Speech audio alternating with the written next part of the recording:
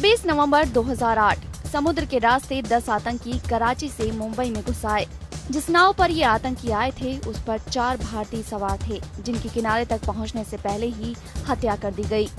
रात के तकरीबन 8 बजे थे जब ये हमलावर कोलाबा के पास कफ परेड के मछली बाजार पर उतरे। वहां से ये आतंकी 4 ग्रुप में बंट गए और टैक्सी लेकर अपनी अपनी मंजिल का रुख किया। इनकी गतिविधियों को देखकर कुछ मछुआरों को शक भी हुआ और उन्होंने पुलिस को इसकी जानकारी दी, लेकिन इलाके की पुलिस ने इस पर कोई खास तवज्जो नहीं दी और न ही बड़े अधिकारियों या खुफिया बलों को इसकी जानकारी दी। इसके बाद खबर आई कि मुंबई में अंडरवर्ल्ड के 2 गुटों के बीच फायरिंग हो रही है। रात के तकरीबन 9:30 बजे मुंबई के छत्रपति शिवाजी टर्मिनल पर गोलीबारी की खबर मिली। मुंबई के इस ऐतिहासिक रेलवे स्टेशन के मेन हॉल में 2 हमलावर घुसे और अंधाधुंध फायरिंग शुरू कर दी।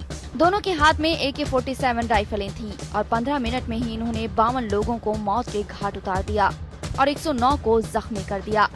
लेकिन आतंक का ये खेल सिर्फ शिवाजी टर्मिनल तक ही सीमित नहीं था। दक्षिणी मुंबई का लियोपोल्ड कैफे भी उन चंद जगहों में से था जो 3 दिन तक चले इस हमले के शुरुआती निशाने थे। 10:20 पर पोरबंदर में हुए एक धमाके में एक टैक्सी ड्राइवर और 2 यात्रियों की जान चली गई और तकरीबन 15 लोग घायल हुए। 10:40 पर विलेपार्ले इलाके में एक टैक्सी को बम से उड़ाने की खबर मिली, जिसमें 2 लोग मारे गए। जब तक ये साफ हुआ कि ये बड़ा आतंकवादी हमला है, तब तक मुंबई पुलिस के कई बड़े अधिकारी और सिपाही आतंकवादियों की गोलियों का शिकार बन चुके थे। इनमें ATS chief Hemant Karkare, ACP Ashok Kamte और एनकाउंटर स्पेशलिस्ट विजय सालस्कर जैसे बड़े नाम शामिल थे। इन पुलिस अधिकारियों की मौत के बाद ये साफ हो गया कि हमला बड़ा है और मुंबई पुलिस के लिए इससे निपटना टेढ़ी खीर हो सकता है। इसी को ध्यान में रखते हुए सेना को बुलाया गया ताकि इन आतंकवादियों से जल्दी निपटा जा सके। 26/11 हमले के 3 बड़े निशान थे मुंबई का ताज होटल, ओबेरॉय ट्राइडेंट होटल और नरीमन हाउस। जब हमला हुआ तो ताज में 450 और होटल ओबेरॉय में 380 मेहमान मौजूद थे। हमलों की अगली सुबह यानी 27 नवंबर को खबर आई कि ताज से सभी बंधकों को छुड़ा लिया गया है।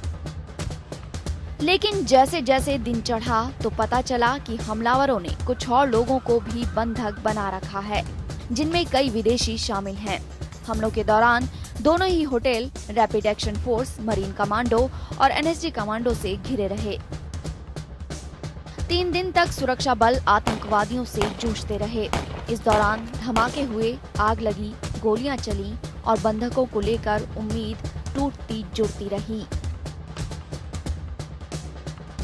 28 नवंबर की सुबह तक 9 हमलावरों का सफाया हो चुका था और अजमल आमिर कसाब के तौर पर एक हमलावर पुलिस की गिरफ्त में था।